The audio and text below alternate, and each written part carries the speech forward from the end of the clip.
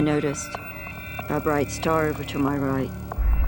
And all of a sudden it started to get bigger and it turned bright red and started to glow like it burst through the clouds. And it came right over in front of the car, and we looked up, and the object was so big that we couldn't see the night sky or the stars or anything.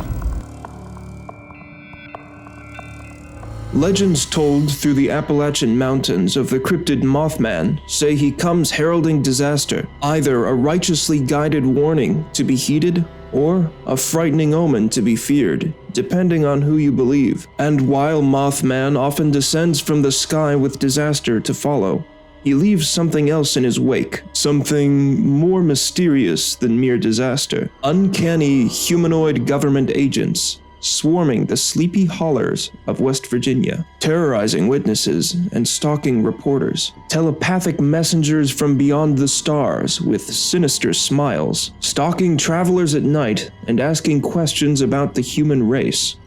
Bizarre reports and alien outbreak in the Appalachian Mountains through the 1960s, resulting in one of the most concentrated strings of UFO sightings in recorded history. This video isn't just about Mothman sightings.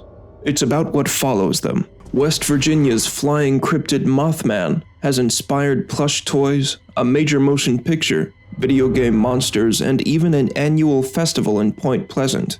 The first sighting of this figure, a towering black mass with shining red eyes, was reported at an old military munitions bunker in Point Pleasant, West Virginia, on November 15, 1966. A month and a year later to the date, the Silver Bridge joining Point Pleasant with Gallipolis, Ohio, across the Ohio River, would collapse on December 15, 1967, killing 46 people just a week before Christmas. In the next year, the area surrounding Point Pleasant became a playground of supernatural legend, changing forever the way its residents would look up at the stars in the night sky, for the fear of what might be looking back. Long before the Mothman was first sighted, an incident across the country would be a sign of things to come.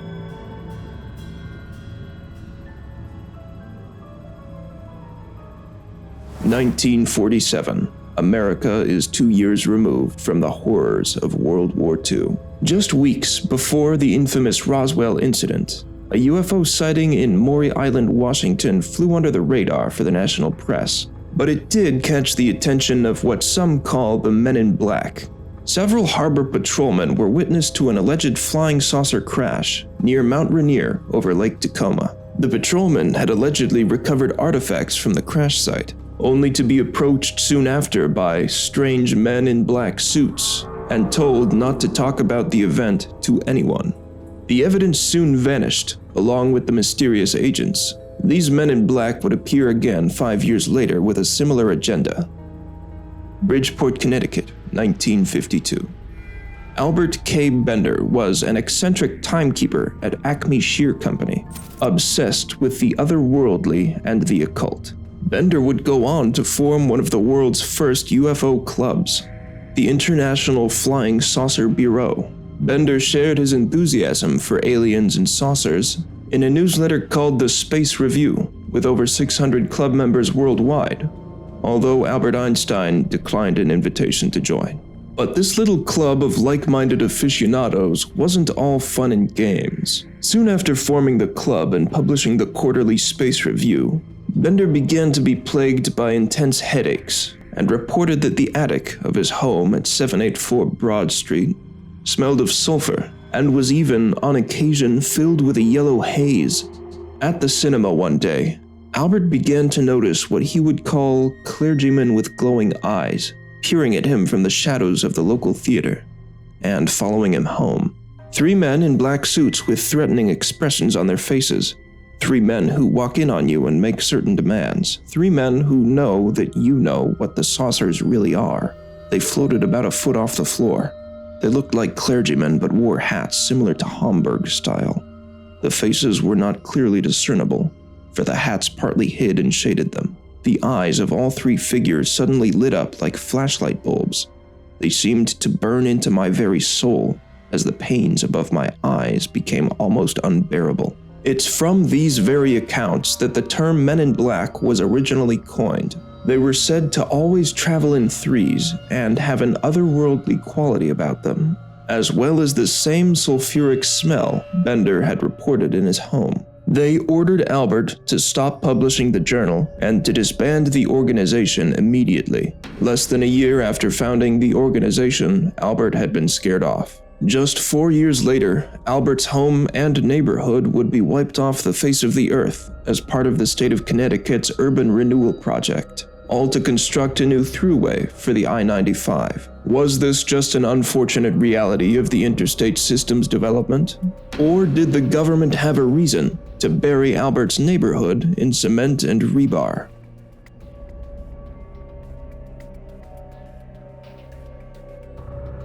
Reports of the Men in Black were quiet again until the 1960s, when journalist John Keel would venture to Point Pleasant, West Virginia. John Keel was to investigate an outbreak of strange activity. Animal mutilations, UFO sightings, and the appearance of a winged creature dubbed the Mothman for its glowing latticed red eyes and moth-like wings. In Keel's 1975 book, The Mothman Prophecies, he would detail a selection of accounts that had haunted himself and local journalist Mary Heyer, as well as other first-hand eyewitnesses to these UFO events. Heyer, who wrote for Point Pleasant's newspaper The Athens Messenger, was reportedly visited by the Men in Black several times during her coverage of the Mothman and UFO sightings. They would approach her and ask her several questions about her sightings and the reports she had gathered about them. Heyer stated that during these visits, the men would never blink. They would stand still as stone, eyes glazed over,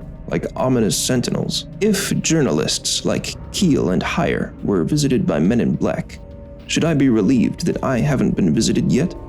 Or offended? One Mothman witness, Connie Carpenter, had perhaps the most dangerous encounter with these Men in Black. On the morning of February 22, 1967, 18-year-old Connie Carpenter was walking along on her way to school when she saw a black car. This black car got closer and closer to her, eventually pulling up alongside her. One man wearing all black ordered her to get in. He and two other black-suited men inside attempted to abduct her. Connie managed to flee and thought she had put the incident behind her until the next morning, when a note was left under her parents' front door, ominously stating, "Be careful, girl. We can get you yet." Now wait, before you hit that subscribe button, stop to think. Do you really want to be on that list of theirs? You know the one. Fine, I can't stop you, but be on the lookout for ominous notes being slipped under your door. While these Men in Black were terrorizing the sleepy region of West Virginia where Point Pleasant is nestled, another ominous figure emerged from the beyond and into the lore of the Mothman saga.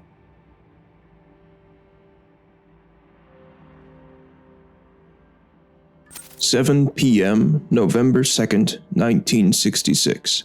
Highway 77 in Mineral Wells, West Virginia, 60 miles from the first Mothman sighting. The cool and calm fall atmosphere is giving way to a frigid, wintry air.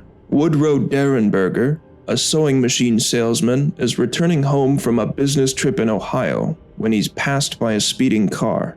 He looks into the night sky to see the cars being pursued by a flying object. Derenberger told local news station WTAP-TV that the craft descended slowly and deliberately in front of him, giving him plenty of time to slow down.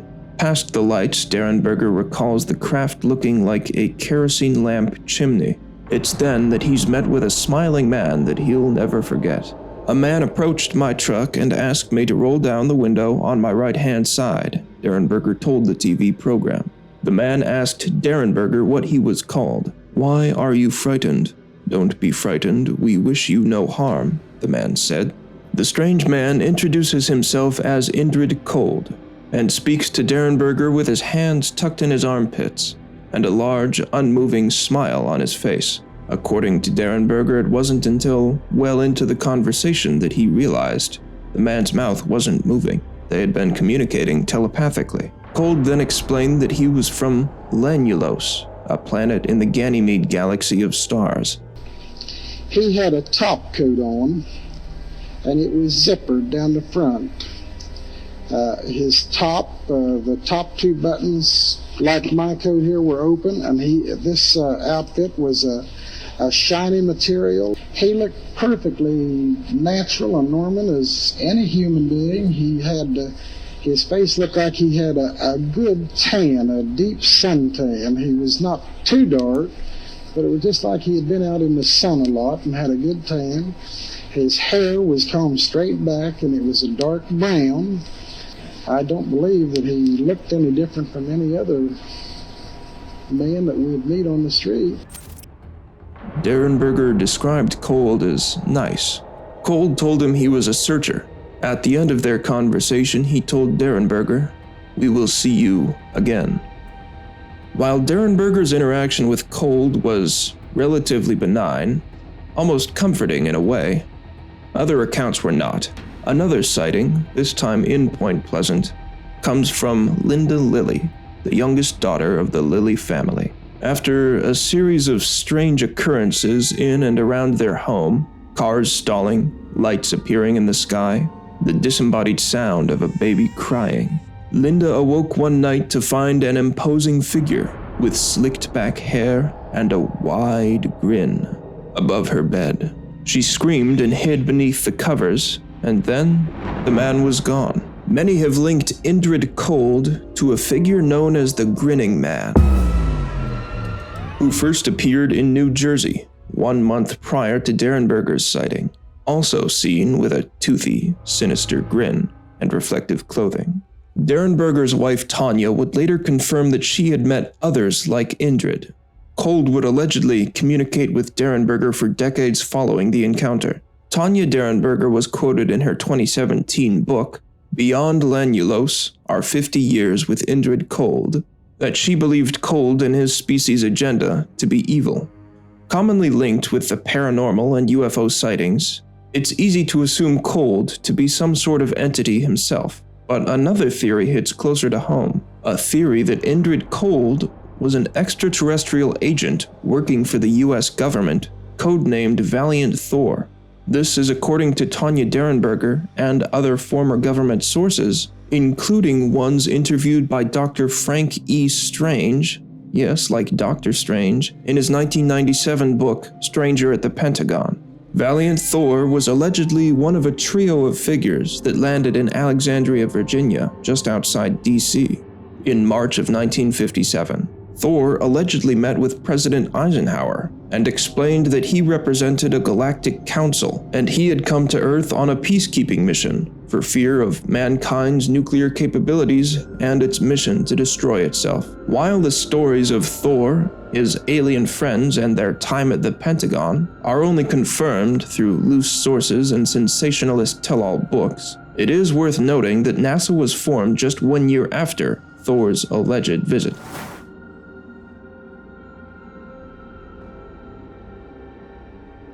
Were these sightings of Mothman, Indrid Cold, and the Men in Black all the result of a 200-year-old curse? In 1777, Shawnee Chief Keeg Tug Qua, otherwise known as Cornstalk, blamed the Virginian army for the death of his son in lands that would become Point Pleasant and its surrounding areas. Following his boy's untimely demise, Cornstalk declared that the lands would be cursed for 200 years, leading Point Pleasant to the year 1977, when the last sightings of beings like Mothman, Indrid Cold, and the Men in Black eventually petered out. West Virginia was a hotbed of activity through the 50s and 60s, leading up to the tragic Silver Bridge collapse on December 15, 1967. Why was there so much unexplained activity in this little state, nestled away from the worries of the world in the bosom of the Appalachian Mountains and the serene quiet of the sprawling forest? What was it about the Mothman that seemed to draw so many elusive characters into the public eye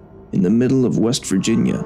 Perhaps we may never know, and that might be for the best. And if you ever find yourself driving through the Appalachian Mountains, keep watching the skies and don't pull over for Men in Black suits or wide grins.